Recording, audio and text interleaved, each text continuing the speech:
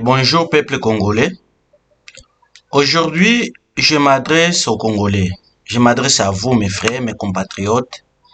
Et aussi, je m'adresse à notre président, Félix Antoine Tshisekedi. Président Félix Tshisekedi, personnellement, je t'aime beaucoup.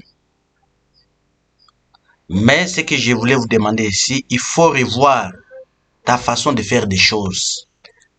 Il faut revoir ton administration. Il faut revoir tout ce qui t'entoure. Président, tu sais bien que les Rwandais, l'Amérique et tous les pays de l'Est, là, l'Ouganda, et le Kenya, attendent la voie de la guerre. Pour eux, il faut que la guerre, pour que l'Amérique t'écoute au sérieux et te prend au sérieux. Président, il faut la guerre. Il faut déclarer la guerre officiellement. Si on va nous éliminer nous tous, qu'on nous élimine tous.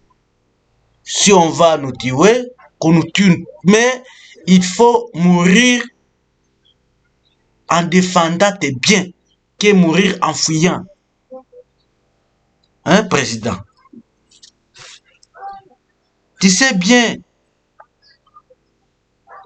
que, imaginez seulement, même si on nous dit que nous ne sommes pas intelligents, c'est bien, nous ne sommes pas intelligents. Tu vas dans une réunion avec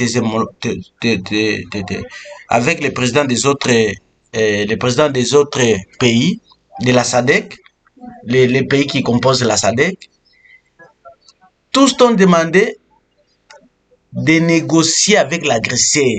Donc, toi, tu es agressé avec un pays et te demande, vous voyez, c'est ce que l'Amérique parle et aussi parle. Président, nous sommes seuls dans cette guerre. Nous sommes seuls. Et leur stratégie, c'est quoi? C'est de te rendre... Ne crois pas que leur stratégie de l'Amérique, de tout le monde de là, qu'on oblige les Rwandais d'attaquer, c'est de te rendre impopulaire.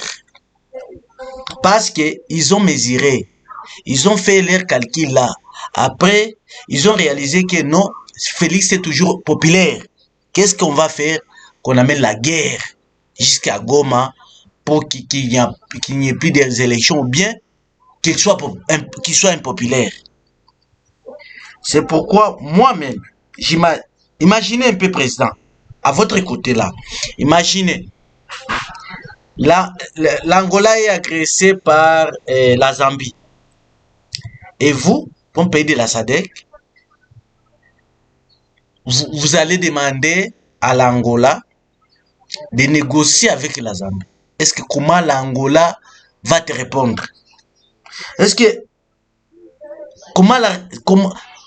quelle sera la réaction de l'Angola?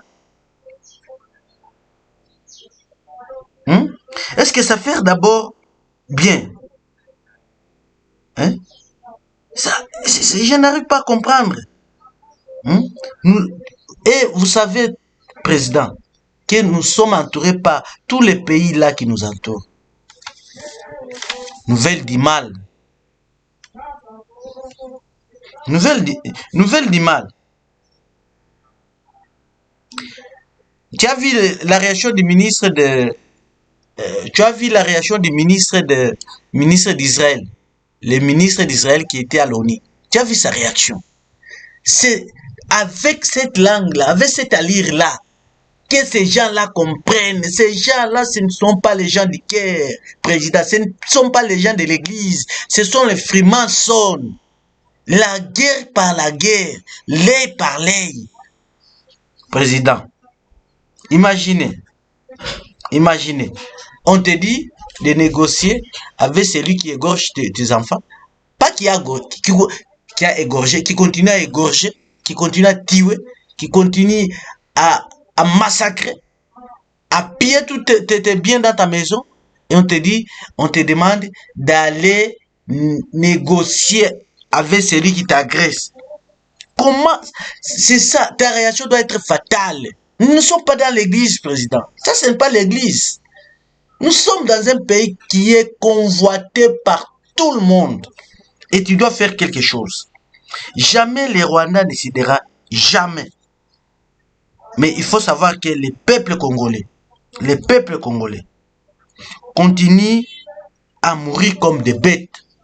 À Goma, les peuples congolais continuent à tomber comme des moutons, comme des mouches à l'est de notre pays.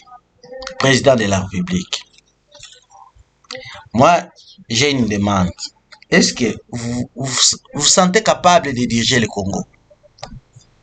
Si vous avez peur que vous allez perdre les biens, si vous déclarez la guerre, l'Amérique va te sanctionner, les Occidentaux aussi vont te sanctionner, vous allez perdre des biens. Il faut commencer à les amener dans des pays arabes là. Tu les amènes dans les pays arabes, tes biens là restent dans des pays arabes. Hein? Kabila a fait ça. Mais Kabila a fait avec retard. C'était déjà trop tard. Mais il y a encore ce temps-là. Ces gens-là sont en train de camoufler, sont en train de vous mettre les poudres sur vos yeux. Et les Congolais sont prêts de te soutenir. Les Congolais sont prêts pour la guerre.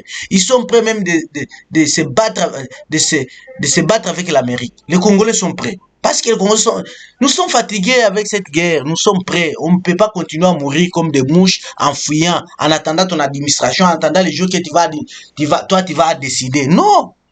Seulement, si tu échoues, si tu ne te sens pas capable, donnez ce pouvoir. Tu peux donner même à Mouzito, donner à celui qui a une vision de la guerre. C'est ce que les Congolais aiment. Les Congolais, pour le moment, aiment la guerre, la langue de la guerre, pour terminer une fois. Ou bien nous sommes tous tués, ou bien nous récupérons notre souveraineté. C'est ça ce que les Congolais veulent. C'est ça ce que les Congolais veulent. C'est ça ce que les Congolais attendent. Attendent de vous une décision d'un président de la République, pas une décision des pères de la famille. Si tu voulais être père de la famille et dans l'église, restez dans l'église, président. Nous, moi-même, je t'aime beaucoup, mais je vais te dire des choses en place. Restez dans la famille. Restez dans la famille. Et je vais parler en Kiswahili pour les Congolais. Pour tous les Congolais, je vais parler en Kiswahili. Je demande aux Congolais, je demande encore aux Congolais de faire preuve, bafanye nguvu yao yote, basikimbie vita, wazalendo wote, mkongomani wote anapasha kuwa mzalendo. Banasema hivi, ukikimbia vita utakufa tu, juu lisasi itakufuata nyuma. Ukibakia munyumba ndio bale mko na bakuta beko kumapori bana bambia eba mujunge na wazalendo bo banaenda kujifungia mu manyumba. Mwisho bale banani ba agresseur les Rwandais tusi banakuja banakubeba banamikata mashingo banamifunga kama banamikata mashingo. Jua nini mulijifanya kama muna abana pale jua kumipenda beko pale jua ya kumimaliza Musiko kama bakoa de mu battle field. Abiozekani. Aba ni ba criminels. Ce sont des cruels. Ce sont des cruels, ces gens-là. Des criminels. Banakuja, banamiua, banaviole ba mama yenu, banaviole bazazi yenu, kisha na mumu mnacheka nabo na wapikia mikono. Hapana. Hapana, watu wote wanapasha kuwa wazalendo. Goma nzima mulamuke, musilale. Achana na ule musilale kabisa. Président, kitu nataka kuomba ule Chirimwami avec l'administration là de Chirimwami, fais-nous sortir les Chirimwami avec tous ces colonels, surtout les porte-parole, les colonels là qui joue le rôle de porte-parole. Là-bas, il ne connaît pas. Est-ce qu'il connaît même qu'est-ce que le travail d'un porte-parole, président? Ou le porte-parole, bah va colonel les bottes beko koule. Kinini kuko na kufunga kamba président. Donc tu manques de décision vraiment. Il y a quelque chose qui te bloque comme bana ku enchaîner bana kufunga kamba ku mikono. Usifate Mbemba. Président, Mbemba c'est un commerçant. Mbemba a des commerces au Rwanda. C'est pourquoi même à sa place, au lieu de lui de condamner Kigali, c'est le ministre, c'est Lutundula qui a fait. Mbemba ne peut pas condamner Kigali ouvertement. Il a ses biens là, il a ses services là, son argent est là, il ne peut jamais condamner président. Même les chefs d'état-major ici. Il est rien. Chercher des bons, il y a des bons soldats. Pourquoi tu manques de décisions? Tu es président, mais tu manques de décisions. Pourquoi? On te donne la constitution, te donne tout. C'est toi de décider. Appelez Chirimoya Mila, appelez tous les colonels là. Alors, vous les envoyez, même au Bas-Congo, même à Kisangani là. Et vous prenez des gens de Kasaï, vous prenez les gens de Bas-Congo, vous les amenez là à l'Est. Maintenant, pourquoi tout d'abord on a ma émotion, ma vitu ya maajabu ajabu, kila siku tunalia, banduku yetu banakufa, baliua shangazi yako, tunachoka president, tunachoka, tunataka vita. Tunataka vita ou déclarer vita ouvertement. Njo tunataka. Niko nakuja deuxième partie.